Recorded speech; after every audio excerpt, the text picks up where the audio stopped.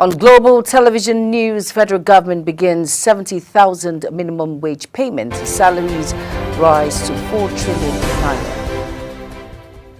In business, federal government plans reduction of transportation fare by over 14% through adoption of compressed natural gas.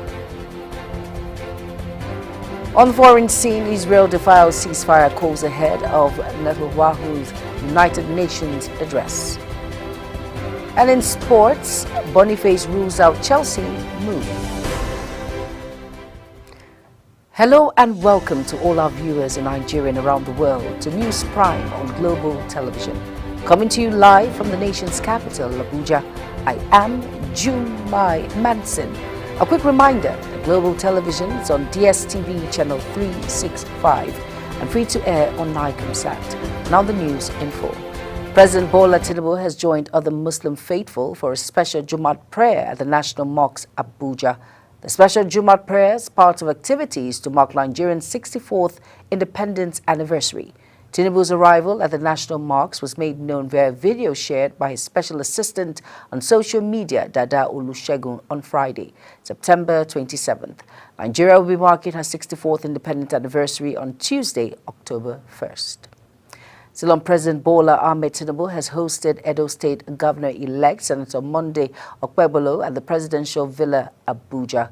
Okpebholo was accompanied by the chairman of the ruling All Progressive Congress, Abdullahi Ganduje, and some of the governors elected on the platform of the party. Only God can confer power. Man can make all the effort. If God chooses not to crown it, it will be in vain. So politicians campaign in vain unless God campaign for you.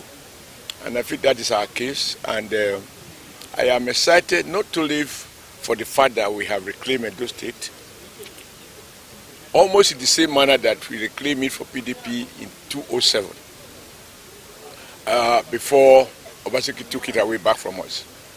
My joy is the fact that Edo people will now have a governor that they can hug, they can touch, they can feel, and a governor that will open the doors. Among the governors on the entourage were the chairman of Progressive Governors Forum and Imo State Governor, Hope Uzodinma, Senator representing Edo North Senatorial District, Adams Oshomole, and the Deputy Governor of Edo State, Philip Shaibu, amongst others. And so the government feels that this is worth celebrating, and we are rolling out the drums to celebrate this particular anniversary. To that effect, today, being Friday, there will be a Jumat service at the mosque in Owerri here. Everybody is invited. We'll go, and there is a national thing to go and thank God for allowing Nigeria to see 64 years.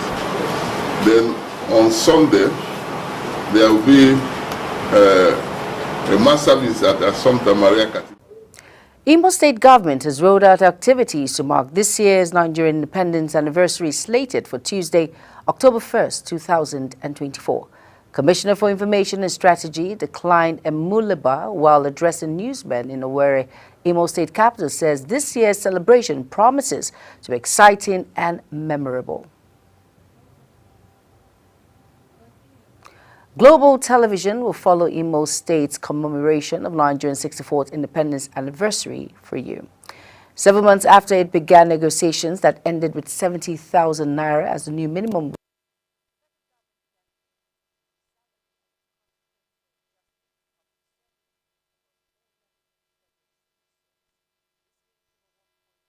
million civil servants on the payroll of the federal government will pay the newly approved minimum wage in September. Moving on now to the Lagos State Police Command has summoned 4 of its officers to account for their alleged involvement in the extortion of 1 million naira from some National Youth Service Corps members. Fasipe stated that the Corps members were threatened by the officers and later taken to Kafaru Oluwole Tinubu House, Area C Police Command, where they were robbed. He added that one of the Corps members had failed to present a hard copy of his driver's license, which allegedly prompted the extortion. The media office of former Kogi State Governor Yahaya Bello has accused Economic and Financial Crimes Commission EFCC of engaging in a politically motivated hatchet job against the ex-governor. calling on President Bola Tinubu to wade into the confrontation to ensure impartial fight against corruption. The office alleged that recent actions by the anti-graft agency were driven by undisclosed personnel and political interest rather than a genuine fight against corruption. The federal government of Nigeria has announced plans to reduce transportation fares by over 40% through the adoption of compressed natural gas for commercial vehicles. This initiative was unveiled during a memorandum of understanding signing ceremony held in Abuja, where key stakeholders, including the National Union of Road Transport Workers from Itekpe, Adavi, and the Ajaokuta train station units, gathered to formalize the agreement.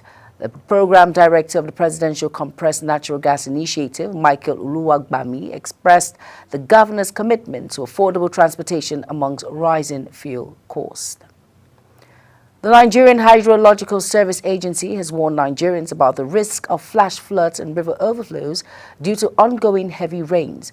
In a statement released by the Director General Umar Mohammed, urged citizens to take immediate action to mitigate impact of potential flooding. Umar emphasized the importance of public cooperation, stating that the prolonged rainfall across the country has already led to devastating flash floods in several regions. Over now to the Kebbi state government has appealed to the federal government to urgently come to its aid following devastating floods that hit the state. The State Commissioner for Information, Alhaji Yakubu Ahmed BK, made the plea in Birnin Kebbi while addressing a press conference on the magnitude of the flood that wreaked havoc on people and their property across the state. He explained that the flood, which led to the death of many people, also submerged 858,311 farmlands, while 329,092 households were rendered homeless. The commissioner says it is worthy to note that a total of 329,092 households were displaced by floods in the state, 858,301 farmlands submerged, while a number of people lost their lives. The federal government announced plans to revitalize 6 of the country's national museums. Statement by Ineka Ikem, Special Assistant on Media to the Minister of Art, Culture and Creative Economy, Hannatu Musawa, said the process aims to preserve Nigerians' cultural heritage.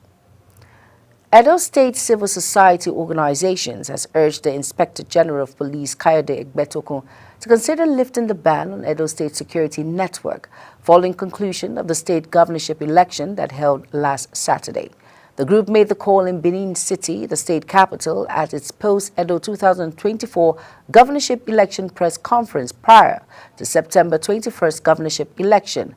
Egbetokun had announced a ban on the activities of the security outfit. The group, through its coordinator General Amubude Agu, said the presence of the security outfit had helped reduce crime since creation in the state.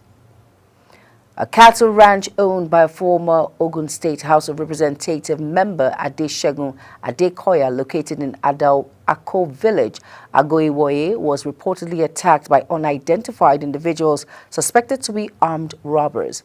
Ogun State Police Command spokesperson Omolola Odutola confirmed the incident, noting that the suspects injured at least 2 farmers, including a man in his 70s, all of whom sustained various machete wounds after the attack. Now, on a sad note, wife of Akwa Ibom State Governor Patience Omo Eno is dead. The State Commissioner for Information, Ini Emabong, announced the First Lady's death in a press statement issued in Oyo, the state capital.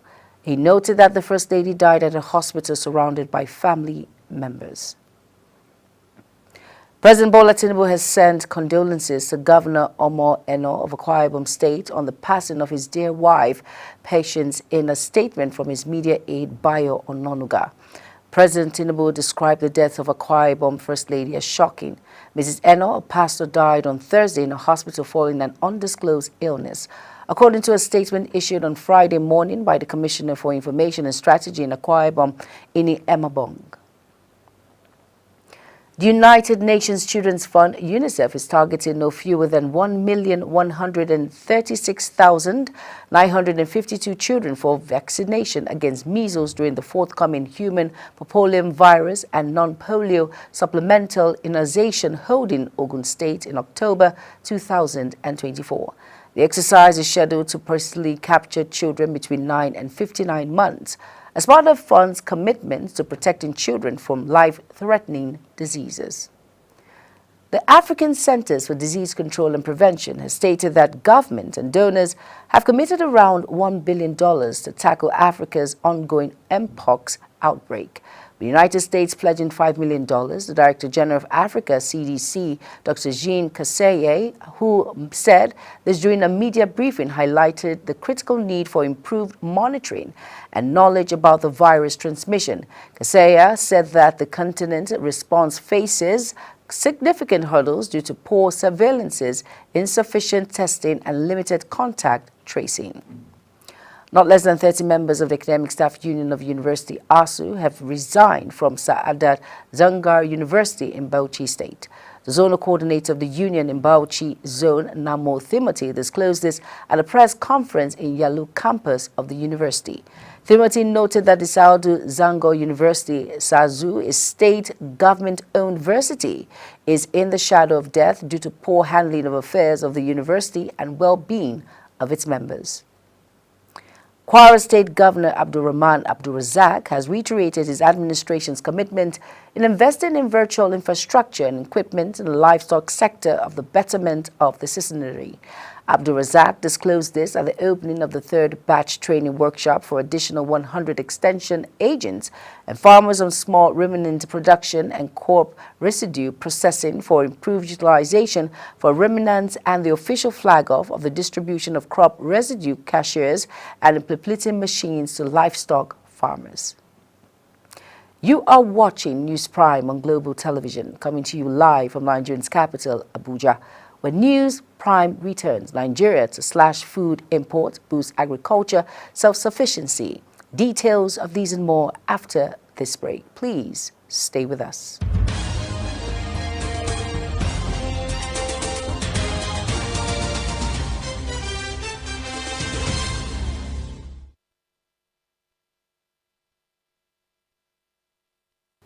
You're welcome back, and if you're just tuning in, this is Global Television, bringing you live broadcasts of News Prime. Thank you for staying with us. On our business decks now, ahead of the resumption of flights to Nigeria by Emirates on October 1st, the federal government has finalized agreement with the United Arab Emirates, UAE.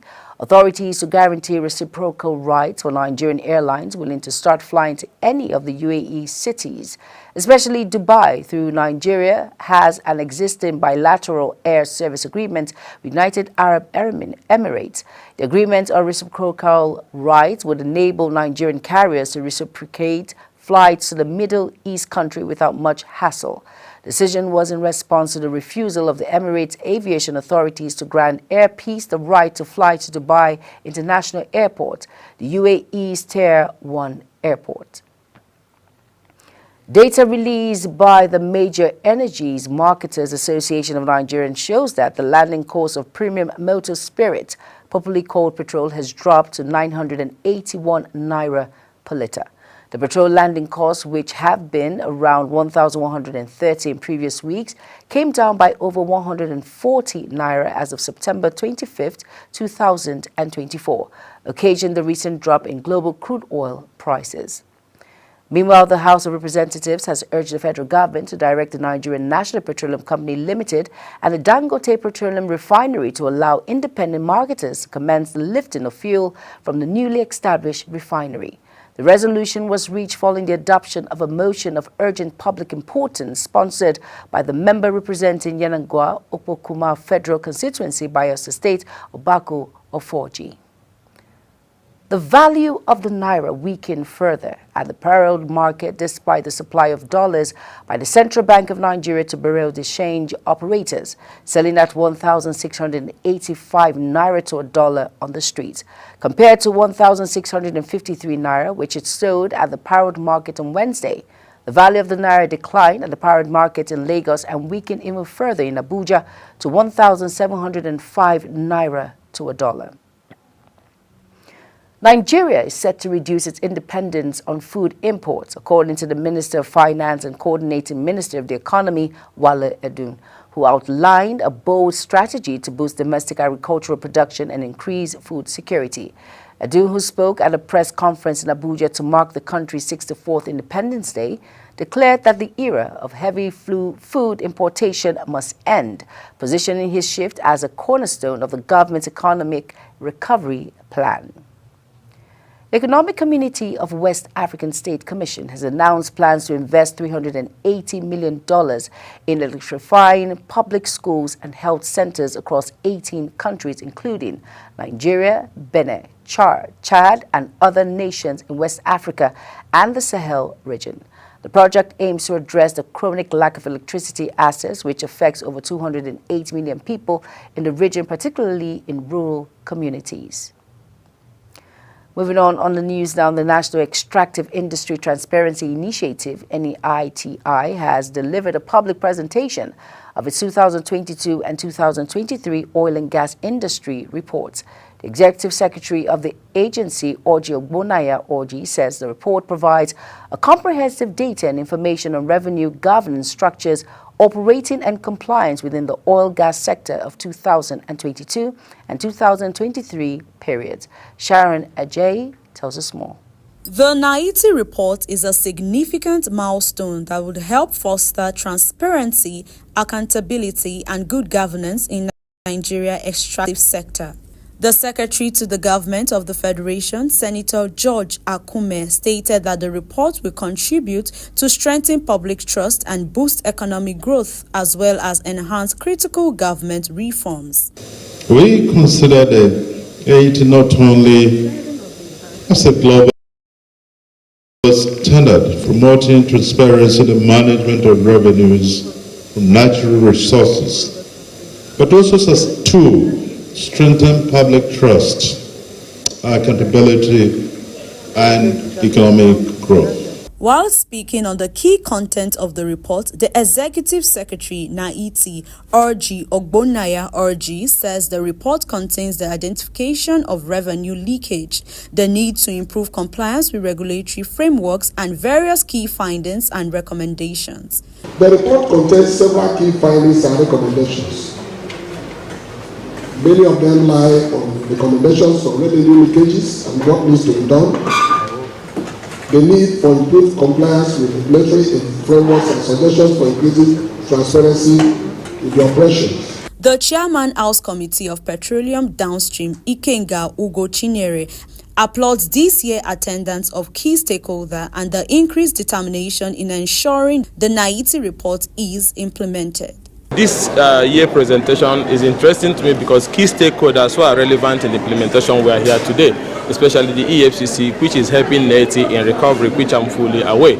Just like he said, ₦1 billion was also signed off yesterday as part of remittance. To be increased determination to ensure that the reports that comes out from NEITI presentation is implemented. Stakeholders were urged to use the information contained as a tool for civil engagement, construction dialogue, and meaningful debate.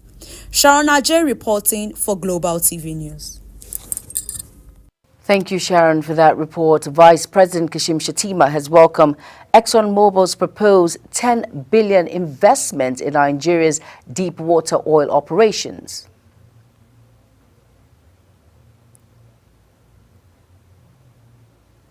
He described this as a clear testament to the administration's economy reforms and investment-friendly policies.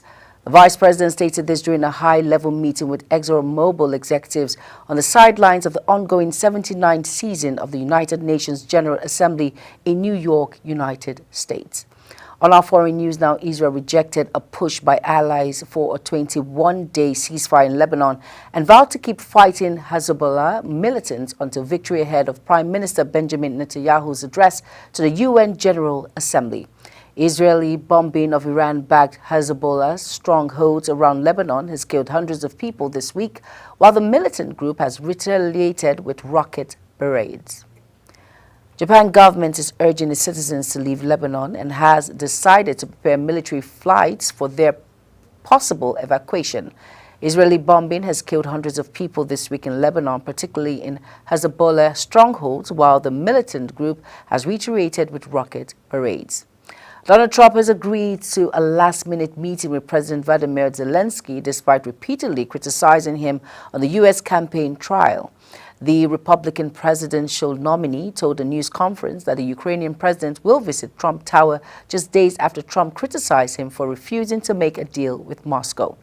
The former U.S. president appeared to have changed his mind after earlier reports from his campaign said a meeting between the two was extremely unlikely. Officials say a man was put to death by lethal injection in the U.S. states of Oklahoma and Alabama carried out an execution with nitrogen gas, the second time such a method has been used in the United States. The two killings bring the total number of executions this year in the United States to 18, including 5 in the past week. On sports now, Team Unilag women's 4x100 meters and 4x400 meters relay quartet swept the gold medal in both events at the 11th All-African University Games on Thursday. But it was 3 of the 5 schools representing Ghana at the event that stole the show in the other event. The field of 3 schools, Team Unilag, were miles ahead of their Lagos rivals and co-hosts Lagos State University as well as Lagos State University of Science and Technology, Korodu, in the women's 4x100 and 4x400 relay. Let's quickly go on a quick break.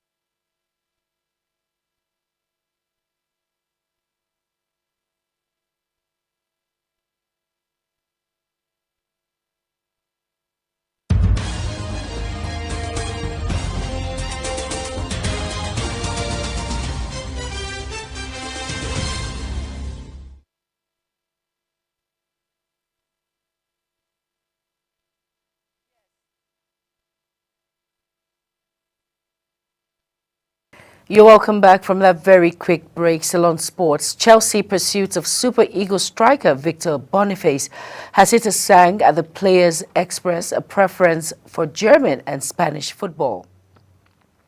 The West London Giants are being tipped to make a big money attacking acquisition in 2025, with Boniface emerging as a leading target. Boniface, 28, played a key role in Bayer Will last season, netting 21 goals and providing assets in 34 games across all competitions, despite missing some matches due to injury. And as we end Global TV News Prime, here is a quick look at some of our top stories again.